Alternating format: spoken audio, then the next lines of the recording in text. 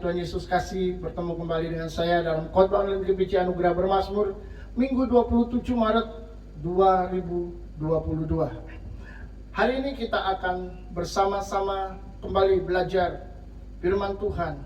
Mari kita buka hati dan pikiran kita untuk menyambut firman-Nya. Tapi sebelumnya mari kita berdoa, merendahkan diri di hadapan Tuhan, meminta hikmat dan pengertian kepadanya. Bapa di surga, di dalam nama Tuhan kami Yesus Kristus, ditinggikan dan dimuliakanlah namamu sampai selama-lamanya, dan datanglah kerajaan-Mu di bumi seperti di surga, sehingga kami boleh sungguh-sungguh Tuhan di muka bumi ini mengalami lawatan Tuhan, jamahan Tuhan, kasih setia Tuhan.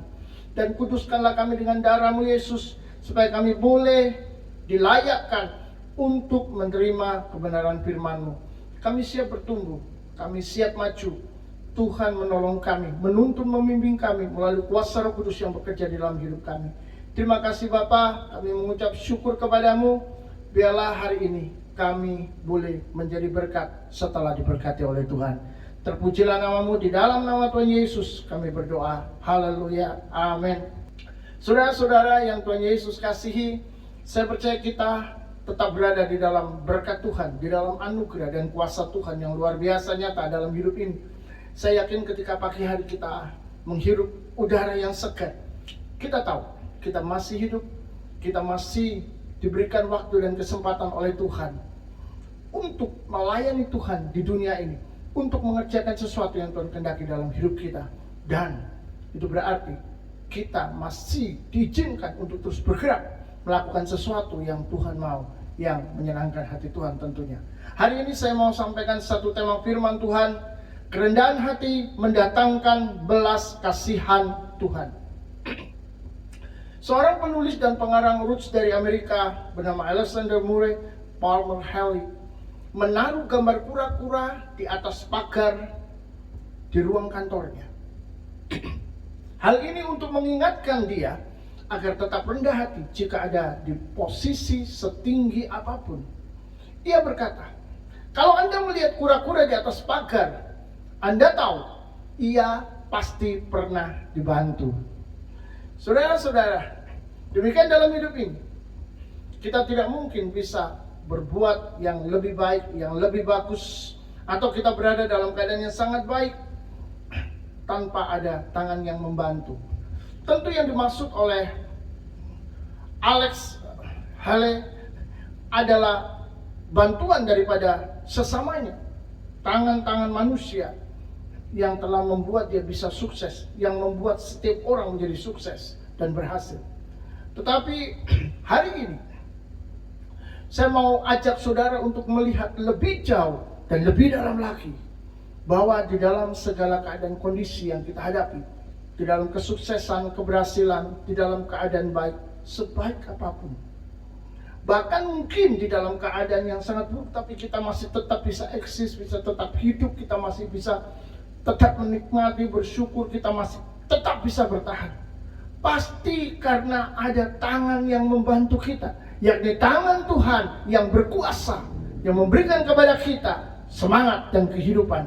Saudara-saudara, Alkitab menuliskan ada seorang ibu yang sangat menderita dan bersedih hati karena dia sudah tidak punya lagi jalan keluar untuk anaknya yang sedang menderita dan mengalami masalah super berat. Maka ia mencari pertolongan kepada Tuhan Yesus. Di dalam Injil Matius 15 ayat 22 sampai 28 kita akan membaca, maka datanglah seorang perempuan Kanaan dari daerah itu dan berseru, kasihanilah aku ya Tuhan, anak Daud, karena anakku perempuan kerasukan setan dan sangat menderita. Tapi Yesus sama sekali tidak menjawabnya.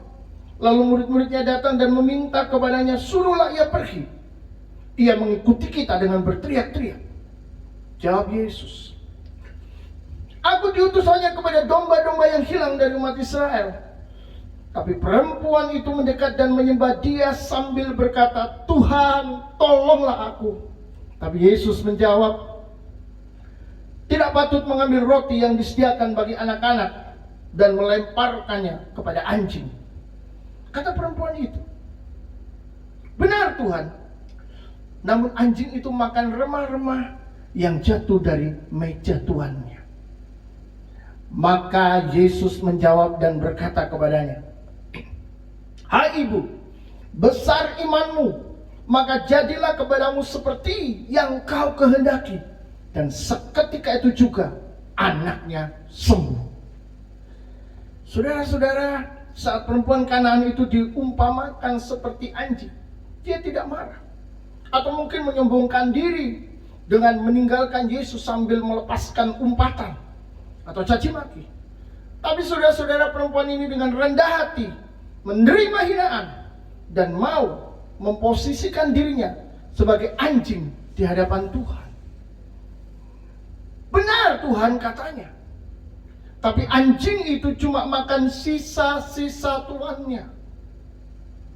Wow, Tuhan langsung berkata, "Hai ibu, besar imanmu, jadilah seperti yang kau kehendaki." Alkitab berkata, seketika itu juga sembuhlah anaknya. Tidak ada yang mustahil bagi Tuhan. Dia terlalu mampu melakukan perkara besar di dalam kehidupan kita. Tapi Tuhan sebelum mengerjakan itu, Ia mau sesuatu dari diri perempuan itu. Tuhan mau hati perempuan itu jatuh merendah dan hanyut meminta dengan sangat dalam kerendahan hati kepadanya. Dan Yesus melihat hati perempuan itu berubah menjadi permata saat ia merendahkan diri, menundukkan diri di hadapan Tuhan. Maka Yesus memuji, mengangkatnya sangat tinggi dan memberikan keistimewaan kepadanya. Kata Yesus, "Besar imanmu, seperti yang kau mau, itu pasti terjadi." Segala hormat dan pujian hanya bagi Yesus. Ada seorang ibu bernama Mika Rantum. Dia bersaksi. Dia tinggal di kampung halaman bersama orang tuanya. Dan dengan teman-temannya dia aktif di dalam kegiatan rohani atau kegiatan gereja. Dia memiliki hubungan sosial yang baik dengan teman-temannya. Suatu waktu dia tiba-tiba berdoa puasa tanpa ada pergumulan dan masalah. Dan hal itu dilakukan begitu saja. Lalu saudara-saudara, malam harinya dia bermimpi. Ada tangan memegang kelabang besar hitam kehijau-hijauan dan menaruhnya di atas kepalanya. Lalu dia melihat bahwa di atas kepalanya juga sudah ada di sana kelabang-kelabang kecil yang cukup begitu banyak jumlahnya. Dan ia merasa takut. Pagi hari dia mandi dan dia mendengarkan suara Tuhan berbicara, "Doakanlah air mandimu." Dan dia mulai berdoa untuk air yang akan dia gunakan untuk mandi. Dan saudara-saudara, dia tiba-tiba menjadi kaget karena di handuknya ada kelabang hitam kehijau-hijauan. Dan menjeritlah Mika ini. Lalu sang ayah datang membunuh kelabang itu sampai mati.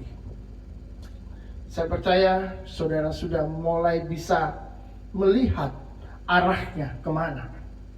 Saudara-saudara, ini adalah awal peperangan rohani mulai terjadi. Dan ini adalah peperangan rohani yang sangat dahsyat. Doa pujian mulai dinaikkan. Hari berganti hari. Dan serangan itu berlanjut. Mika mengalami rasa takut terhadap hujan dan musik rohani. Ini sangat tidak wajar.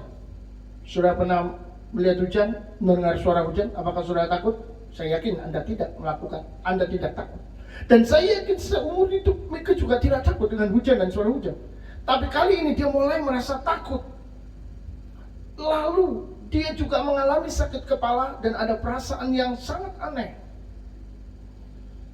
Saudara-saudara, sekali lagi, serangan ini tidak berhenti. Dia mengatakan ada sesuatu yang menggelitik dan menggigit-gigit telapak kakinya. Dan itu naik sampai ke lutut, naik lagi sampai ke paha. Sakitnya luar biasa. Mika mulai berseru kepada Tuhan karena dia percaya kepada Tuhan, dan sakit berkurang. Tapi peperangan ini tidak berhenti, melainkan semakin panas. Mika tiba-tiba kehilangan nafsu makan dan minum. Badannya menjadi sangat kurus, dan yang membuat keadaannya semakin parah adalah matanya mulai tidak bisa ditutup. Matanya tidak bisa berkedip. Siang dan malam dia membuka matanya terus-menerus sampai melotot. Saudara, hamba-hamba Tuhan dan teman-teman gereja berdoa untuknya. Bahkan secara pribadi dia berseru kepada Yesus. Keluarga membawanya ke dokter dalam, penyakit dalam, tapi tidak ada apa-apa. Dia kadang merasa hidup di dalam sebuah boneka yang akan ditimbun dengan tanah. Lain waktu dia merasa boneka itu ada di dalam peti. Lain waktu dia merasa boneka itu ada di dalam kapal, dan kapal itu mau didorong masuk ke air. Saudara-saudara, hal-hal yang aneh, yang gaib ini terjadi di dalam hidupnya. Doa orang-orang percaya itulah yang akhirnya membawa dia mengalami kesembuhan, baik mental dan fisiknya. Saudara-saudara yang dikasihi Tuhan, Mika akhirnya mengalami kesembuhan secara sempurna. Badannya naik kembali, dan waktu saya lihat kesaksiannya, dia sudah menjadi gemuk, ngomongnya, bicaranya sudah begitu lancar. Dia benar-benar mengalami kesembuhan secara luar biasa, karena ada saudara-saudara seiman yang terus juga mendukung dia di dalam doa.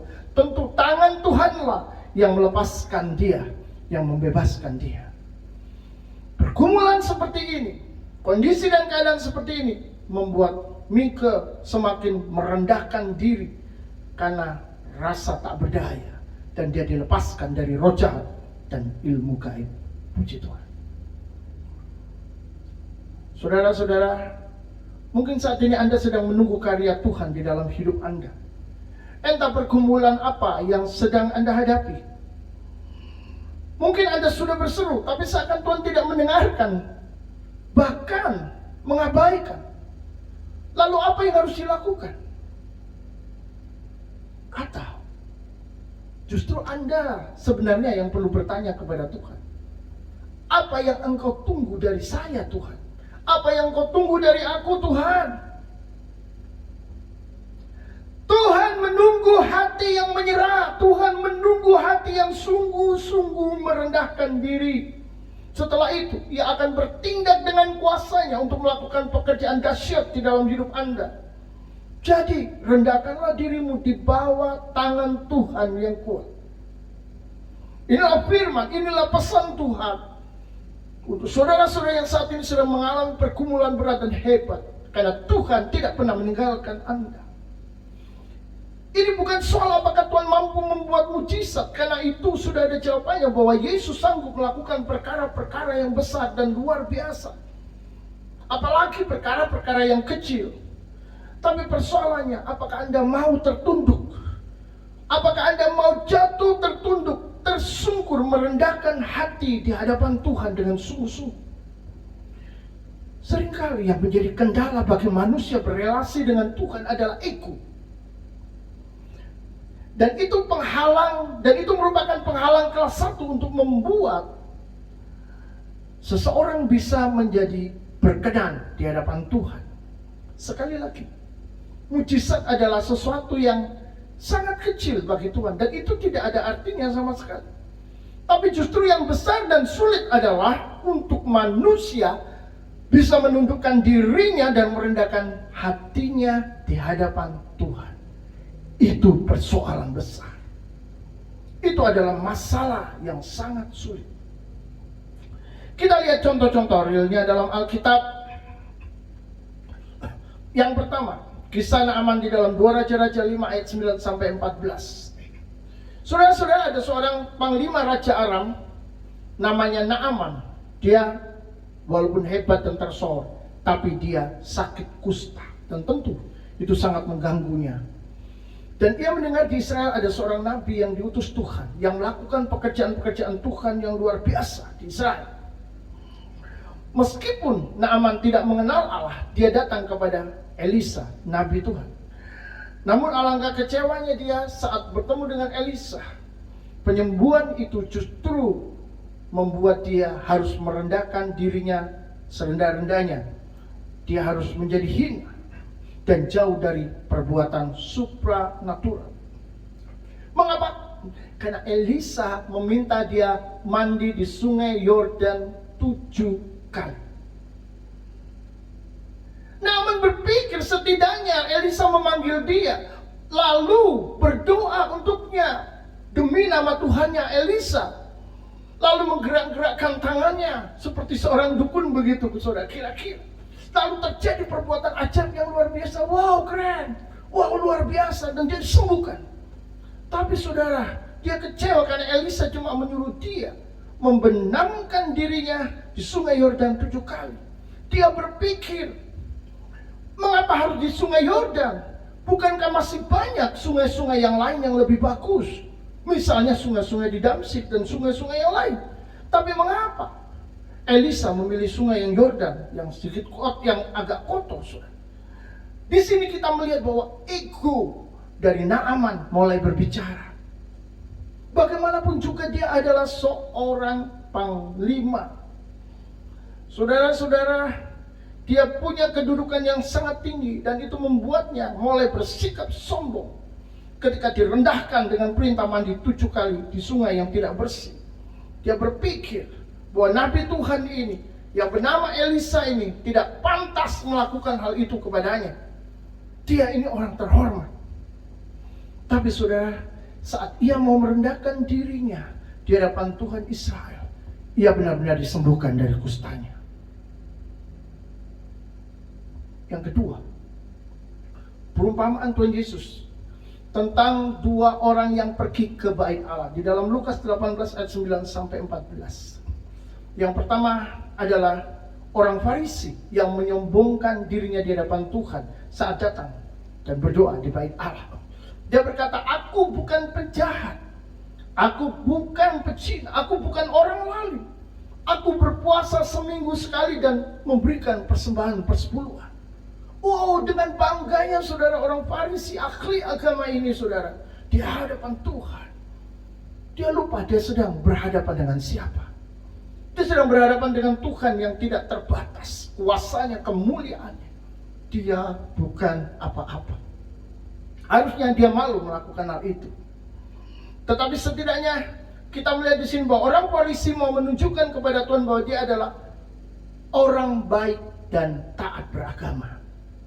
Adakah hari-hari ini orang-orang yang merasa dirinya baik dan taat beragama? Berhati-hatilah.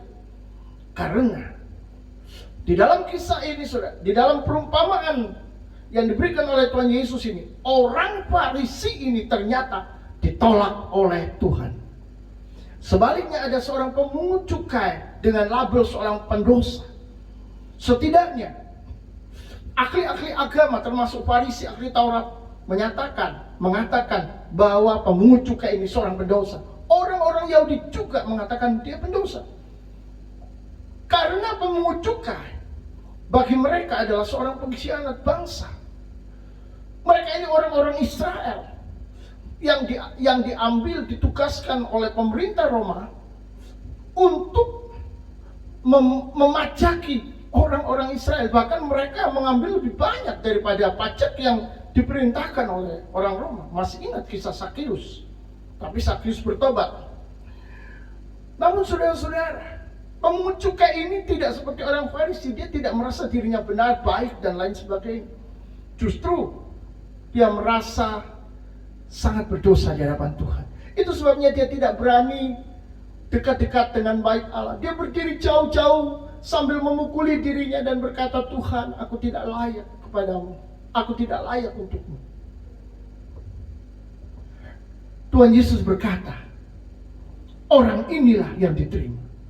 Bukan ahli agama yang belajar agama. Bukan orang yang merasa dirinya suci dan benar. Tapi orang yang mengakui dirinya adalah kotor dan jahat di mata Tuhan. tapi dengan sungguh-sungguh sebetulnya ingin datang kepada Tuhan. Walaupun pemungut cukai ini takut datang kepada Tuhan, tapi dia sudah diterima oleh Tuhan. Mari kita renungkan 3 peristiwa ini. Yang pertama, perempuan Kanaan direndahkan, tapi justru merendahkan dirinya serendah-rendahnya di hadapan Tuhan. Dan ia dipuji, diangkat tinggi, dan mendapatkan pertolongan. Yang kedua, Naaman direndahkan. Dia memberontak, tapi akhirnya mau merendahkan diri. Dan dia menerima pertolongan Tuhan. Yang ketiga, pemungut cukai merendahkan diri tanpa direndahkan oleh Tuhan. Kalau yang dua tadi direndahkan dulu, yang ini belum direndahkan. Bahkan Tuhan sama sekali tidak berkomunikasi dengan mereka. Tetapi dia sudah merendahkan dirinya. Dengan kesadaran diri, merasa tidak layak. Dan ia dibenarkan oleh Tuhan. Pelajaran apa yang kita dapat? Yang pertama, Tuhan mengasihi orang-orang yang rendah hati. Yang kedua, Tuhan menghendaki kita menjadi pribadi yang rendah hati. Yang ketiga, Tuhan membenarkan orang-orang yang rendah hatinya.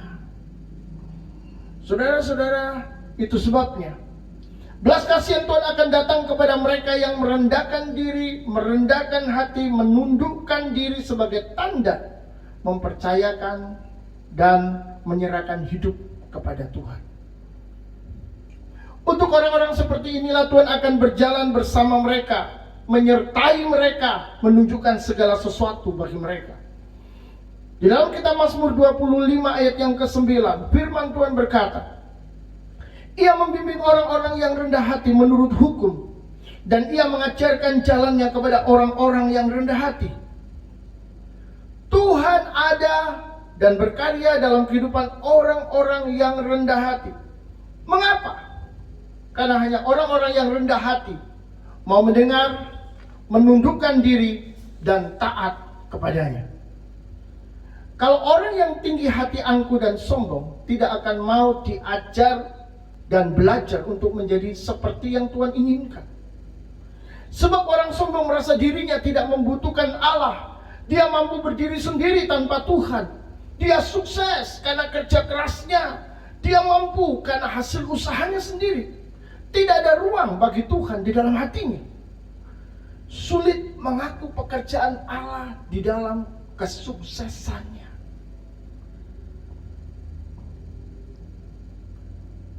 Dan bahkan saudara, orang yang sombong ini seringkali marah kepada Tuhan karena menganggap Tuhan tidak mampu memenuhi keinginannya, memenuhi ambisi pribadinya, memenuhi program-program hidupnya. Saudara-saudara, baginya Tuhan seperti pesuruh, alat kepuasan jiwa, dan bukan Tuhan yang dipuja dan dimuliakannya. Tidak ada kerendahan hati untuk memberikan penyembahan dan penyerahan hidup yang totalitas. Kita tahu sekarang bahwa menjadi rendah hati di hadapannya bukan praktek ketaatan yang mudah. Meskipun kita sering mengatakannya, aku mau rendah hati di hadapan Tuhan. Itu sebabnya orang-orang yang rendah hati dikasihi dan mendapatkan belas kasihan Tuhan, dan hidup mereka disertai. Di dalam Mazmur 22 ayat 27a, firman Tuhan berkata, orang-orang yang rendah hati akan makan dan kenyang. Dalam Mazmur 37 ayat 11 dikatakan, orang-orang yang rendah hati akan mewarisi negeri dan hidup bahagia dan melimpah dengan sejahtera. Apakah Anda mau hidup di dalam belas kasihan Tuhan? Atau apakah Anda ingin hidup dikasihi, dibenarkan, dipimpin Roh Kudus, dan diberkati? Alkitab menjawab, berubahlah menjadi pribadi yang rendah hati di hadapan Tuhan. Sebab saudara, di dalam kerendahan hati ada sikap tunduk dan taat untuk diajar dan belajar kepada Tuhan. Sehingga saudara hidup ini tidak berjalan keluar dari kehendaknya, tapi selaras dengan hatinya. Maka belas kasihan Tuhan tidak akan pernah keluar dari hidup Anda. Amin. Tuhan memberkati saudara, dan kiranya terus bertumbuh di dalam setiap kebenaran firman Tuhan yang disampaikan. Nama Tuhan ditinggikan, dimuliakan. Nama Yesus diagungkan sampai selama-lamanya. Amin. Segala perkara dapat ku tanggung.